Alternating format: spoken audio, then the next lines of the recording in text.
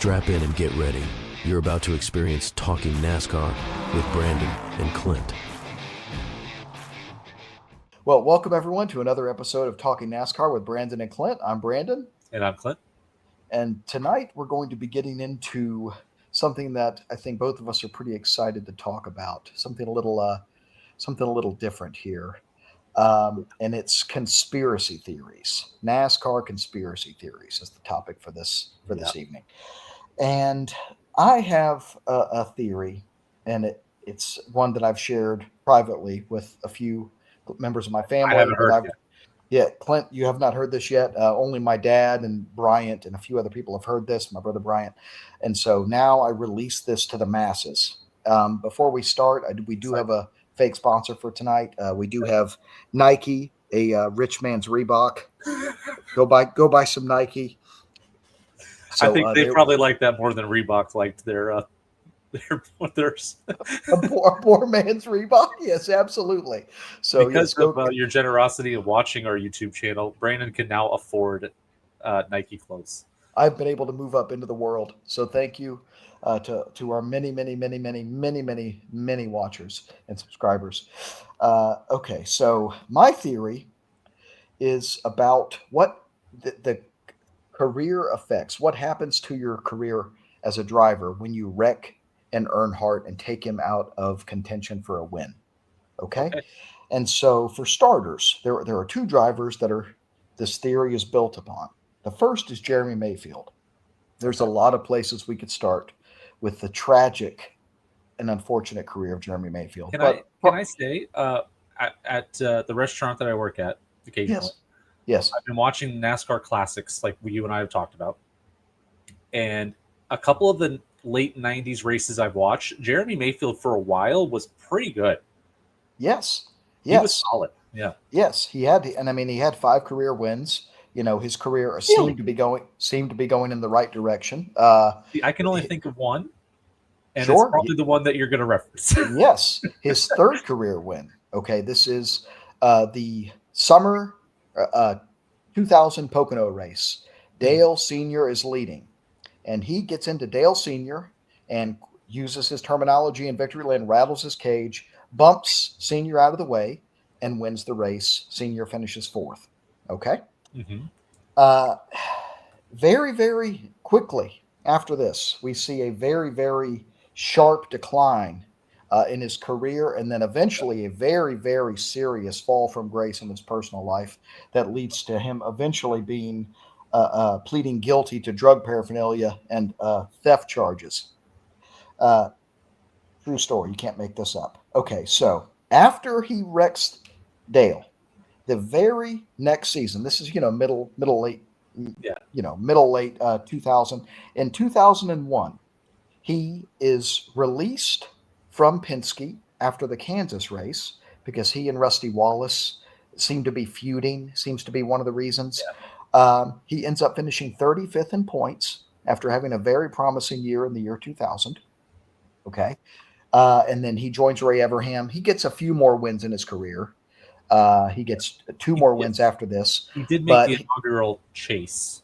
I remember. Yes, I think he did make the inaugural chase, but he never reaches what some to see as his potential in NASCAR. And so 2001, he's released, finishes 35th in points. Okay. Now in 2009, it takes a little while for some of these curses, to go. He is released from Everham Motorsports in 2006. I think that was part of because also feuding with Everham. Yes. He was feuding with Everham, and he had outed Everham, who was having an affair with a driver, one of his developmental drivers. Mm-hmm. In 2009, he's suspended by NASCAR because he tests positive for methamphetamine, and he eventually fails another test later in 2009 for methamphetamine, and that's the end of his career in NASCAR, right? And then in April 2011, fast forward a couple of years, there are 5 dogs that he owns that are euthanized after they attack a mail carrier. They're euthanized. November 2011, sheriff's deputies then search Mayfield's home, based on claims that Mayfield was vandalizing homes in the area to fuel his meth habit. There was a confidential informant who did this, and they find all kinds of stolen property on his property, and also in his safe they find a bag that has meth residue on it. And What? so he is charged with, yes, after claiming for years that it was a That NASCAR conspiracy, did. that NASCAR had did it to him, and that he didn't do drugs and all this stuff. And eventually he pleads guilty in 2014 to possession of stolen property and possession of drug paraphernalia, 2 misdemeanor charges. Okay, and so it's just one thing after another with this guy. After he wrecks Big E, Right. he robbed Earnhardt of a victory. So And I'm NASCAR playing the convinced long game. They want to make sure either he never NASCAR's gets playing the long game, or if you're a religious man, which you and I are not, but let's put on our religious hat for a second. And there's I'll edit there's that in. there's something about when you wreck an Earnhardt, that it's not only your career, NASCAR's over at that point. Yeah. It's No, you it might as ruined well his just life, retire. clearly. But I mean, I'm surprised he didn't get. Oh, he did. The plot thickens. See, it thickens in ways I hadn't even thought of before this. Brandon's over there with push pins and string right now. I'm just in 2001, he gets divorced from his first wife. Yeah. He gets divorced from his first wife. He's released and finishes 35th in points. He's eventually kicked out of NASCAR because he keeps testing positive for meth. His dogs are euthanized. And then he eventually, his property gets searched. They find meth, and he pleads guilty to drug charges. That's why you don't wreck an Earnhardt. Okay? Right. So that's the first case. Yeah. Okay? Yeah. Now, this would just be a one-off. This could just be, Brandon lost his mind. Brandon's crazy. There's another example here. 2006, the fall race at Talladega, the UAW Ford 500.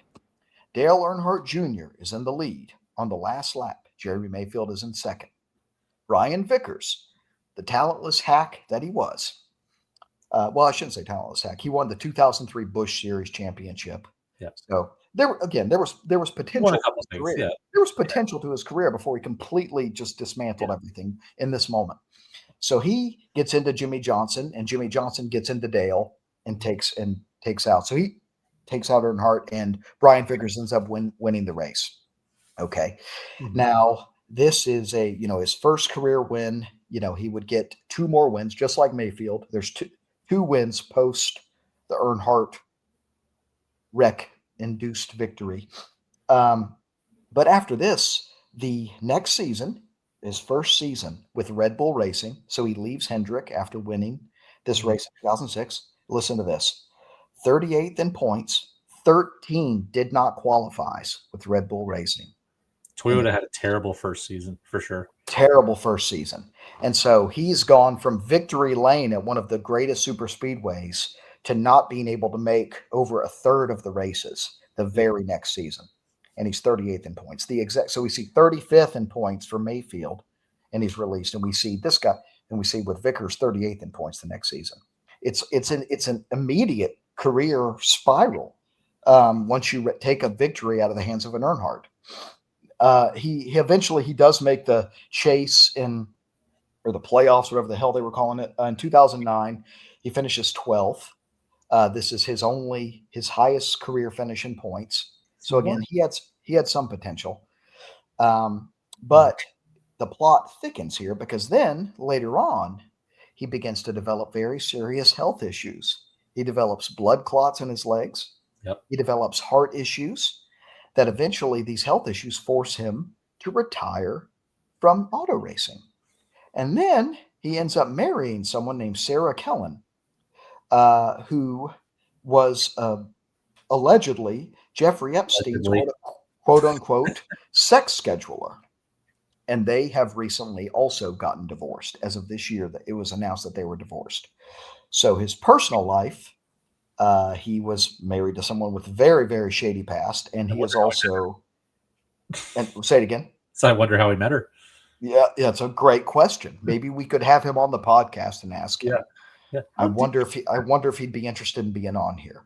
So we have him with an immediate downfall with 13 did not qualifies. We have him then later on married to someone who's linked to Jeffrey Epstein, and the guy has to retire from racing because of blood clots in his legs and heart problems.